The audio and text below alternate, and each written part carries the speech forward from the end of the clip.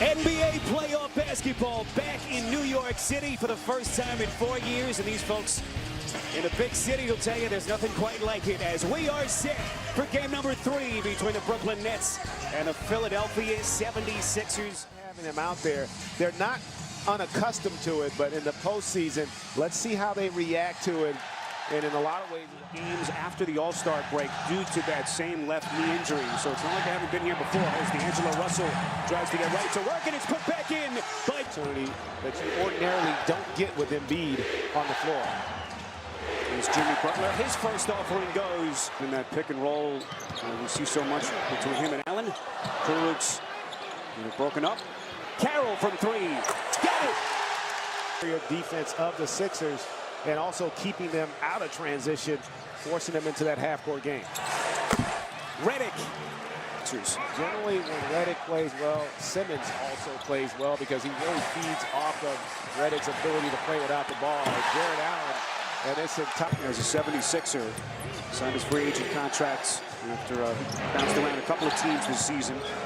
He kind of looks like he found out he was going to start 15 minutes before the That's really what you want if you're Philly. You want early shots from beyond so you can get out in transition, just like that possession there. That's the difference about the talk of Ben Simmons and his reluctance to shoot the basketball. But if you let him play on the open floor, he is going to make you pay. Second 3 and a good shooting start for the Nets here up court. Yeah, really everything you want if you're the Nets in terms of offensive rebounding, shooting well from 3, but Redick able. And right now have a 2-point lead. Blake Black 7. And off to Russell.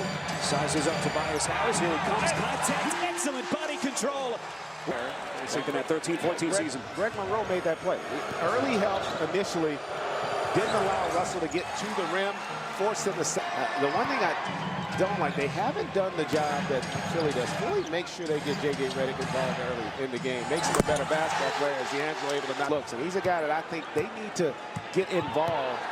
It helps their floor spacing overall. Another nice finish there by Ben Simmons. Yeah, with all that talent comes expectations. And, fans are still a little antsy, as is that front office. And Boban comes in and does what Boban. Jovanovic can do that. And obviously we saw with Monroe after he made the adjustment. They don't space it at the 5 when Allen's on the floor. Butler, magnificent. Because they're going to be expected to score more. They're going to get more opportunities. Question is, can they still have the impact defensively without having the big fella down low? Third backs away and resets. We're talking about Harris.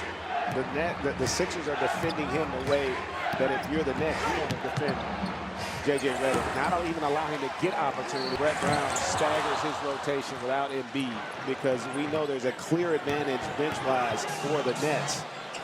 Harris from deep.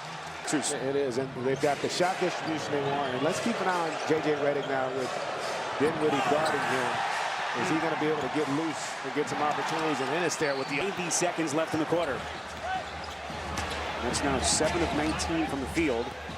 Dinwiddie, prodigious bench score, and he's... As we hit the final minute mark, LeVert. Dribbling baseline underneath to Davis. And a rebound by Monroe. Monroe running the paint, puts it down off glass. They felt they had to do in order to get to the next level as a team. And part of the issue for them also is you're bringing guys in and asking them to take a different role. As you see Jimmy Butler with not options to on this team, third, sometimes fourth option. So you have to figure out other ways to impact the game. And it's been a challenge for them at times. Alone this season. This is the 7th time these two teams are facing each other this year. 5th different starting lineup in the 7 games from Philly. By far the most of any postseason team. This 2 new franchise postseason mark. Broke a record that had stood since 1967. LeVert. First 8 shots, a couple of turnovers. Butler sizes up the defense into the paint, the hesitation, and gets the friendly bounce. Good. With Simmons, a hard roll by Simmons that allowed the opportunity for Butler to get that mid-range. Here's LeVert. He's got all 6 of the Nets points. Make it 8 in the quarter. Monroe making his first start as a Sixer. Turned back. LeVert has the hot hand. Knocks in a 3. Caris LeVert has been electric off that bench for the Nets. Simmons trying to bulldoze his way, turns and goes. Right now shifting completely in the Nets' favor. Three-pointer from Russell won't go. LeVert, offensive rebound, shot, and that's another three-point shot. For the Sixers, the bench. Russell poked away. Monroe getting his hands dirty. Inside Harris. Simmons. A little slight hesitant on the Sixers. The foul was charged to Spencer Dinwiddie, his first. So the play clock resets to 14. Here's Harris. Rises, that's a long two, and he hits. He's got that sweet stroke. The shooting percentage is down a little bit. The final weeks of the regular season, but we know how good he is. Russell, high. Boban able to get it to go. Harris being aggressive here in this first half. Harris again, that's a three. Here's Russell, play clock at 10. Around a screen from Davis.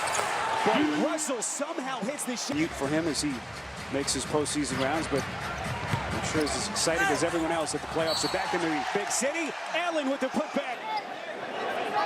Plenty of time with Philly. You don't have to rush it. You still got time to try to get a good look and get a good one right off the baseline out of the Sixers control. Not many offensive rebound opportunities for the Nets. Harris again from deep. Exactly 4 minutes to play, first half. This critical game 3 with the series knotted at a game apiece. That is Ennis. So great to have you with us from Brooklyn. Spiro Ditas, Greg Anthony, Rouse Gold on Woody.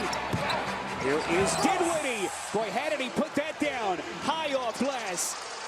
able to play through that and not focus on the officials. What a season he has had for Atkinson and the Nets. Marjanovic Being there forced Dinwiddie to alter what he wanted to do and missed the layup. Boy, what a play on a steal by LeVert. Inside, good strike. Only 3 fast break points here. And credits the Sixers with coming in doing a great job with their defense. Redick, the sharpshooter, fouled out tonight. Now into double digits with 10. Sixers lead back to double digits before LeVert answers from deep. With time and perseverance, he did this team, and that's one reason why you see him right now participating in the postseason. LeVert down the paint, left it short, gets it back and cleans up his own mess. Is coming alive. Butler. 3 seconds. Redick gets a long 2. And Simmons. Nasty. Killing with something else.